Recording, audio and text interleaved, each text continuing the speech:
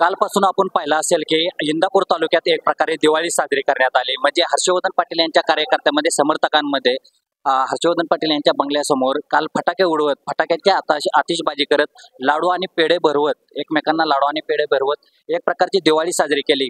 कारण की काल शरद पवार आणि हर्षवर्धन पाटील यांची सकारात्मक अशी पक्षप्रवेशाची बैठक पार पडली आणि जसंच कार्यकर्त्यांना समजलं तसं कार्यकर्त्यांमध्ये एक प्रकारचा जल्लोष आणि आनंदचे वातावरण निर्माण झाले.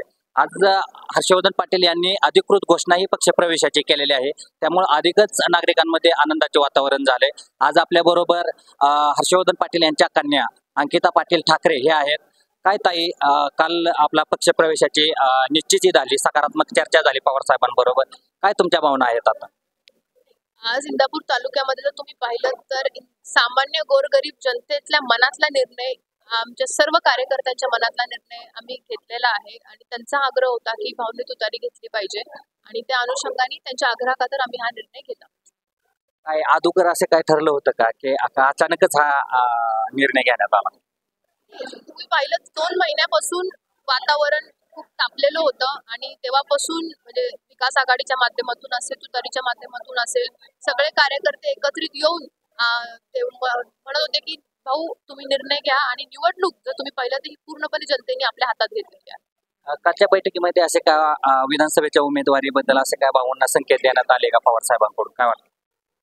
आज शेवटी ज्या बाबतीतल्या घोषणा आहेत त्या अधिकृत घोषणा पक्षश्रेष्ठींच्या माध्यमातून होतील. आज मी एवढंच सांगू इच्छिते की आम्ही कार्यकर्त्यांच्या मनातला जो निर्णय आहे आणि पवार साहेबांनी पण म्हणजे आम्ही जेव्हा भेटलो तेव्हा तेच सांगितलं की आज इंदापूर तालुक्यामधून सगळ्या जनतेचा आग्रह आहे आणि तुमच्या नावासाठी आग्रह आहे, त्याच्यामुळे तुम्ही तुतारीमध्ये या. हे सगळ्या अनुषंगाने आम्ही एकत्रित बसून निर्णय घेतला आणि आज तो अधिकृत त्याची घोषणा झालेली आहे. राष्ट्रवादी शरदचंद्रजी पवार पक्षातल्या काही कार्यकर्त्यांनी बंड पुकारले होते की हर्षवर्धन पाटील यांना पक्षामध्ये घेऊ नका असे त्यांनी एक हे मांडले होते, प्रस्ताव मांडला होता पवार साहेबांबद्दल. त्याबद्दल तुम्हाला काय? त्यांनी त्यांची भूमिका मांडली, त्याच्यावरती मी काय भाष्य करणं मला बरोबर नाही वाटत त्याच्या परिस्थितीला. आता ते ज्यांनी बंड केले होते ते तुमच्या बरोबर काम करतील असं तुम्हाला वाटतंय?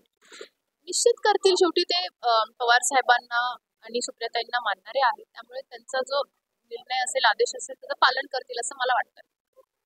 पहिल्यापासून आपला आणि सुप्रियाताईंचे संबंध चांगले होते, आता अधिकच घट्ट होणार, त्याबद्दल काय तुम्हाला? आमचे खरं तर पवार कुटुंबियांबरोबर मागच्या 6 दशकांपासूनचे आमचे संबंध आहेत, मैत्रीचे संबंध आहेत, कौटुंबिक संबंध आहेत आणि निश्चित पद्धतीने आता एकत्रित आम्ही काम करणार आहोत, त्यामुळे ते अधिक बळकट होतील असं वाटतं. आता पवार साहेबांकडून असे काय संकेत आले का की पक्षप्रवेशाचा कार्यक्रम कधी घेणार वगैरे काय असं ठरलेलं आहे? त्या बाबतीतली अधिकृत घोषणा त्यांचे पक्षश्रेष्ठी लवकरच करतील. तुमच्या पक्ष जो भाजपचे तुम्ही युवा मोर्चाचे अध्यक्ष होता त्याचा राजीनामा आपण दिलेला आहे. मी माझ्या अध्यक्षपदाचा दिलेला आहे. इंदापूर तालुक्यातील पण सर्व युवा मोर्चाचे जे पदाधिकारी आहेत, जे माझ्या बरोबर काम करत होते, त्यांनीही त्यांच्या पक्षाचा राजीनामा दिलेला आहे. हे होते हर्षवर्धन पाटील यांच्या कन्या अंकिता पाटील ठाकरे यांनी सांगितलं की आता आम्ही आणि जे राष्ट्रवादी शरदचंद्र पवार गटातले पहिले कार्यकर्ते आहेत ते आमचे काम करतील आणि खांद्याला खांदा लावून एकत्र काम करू.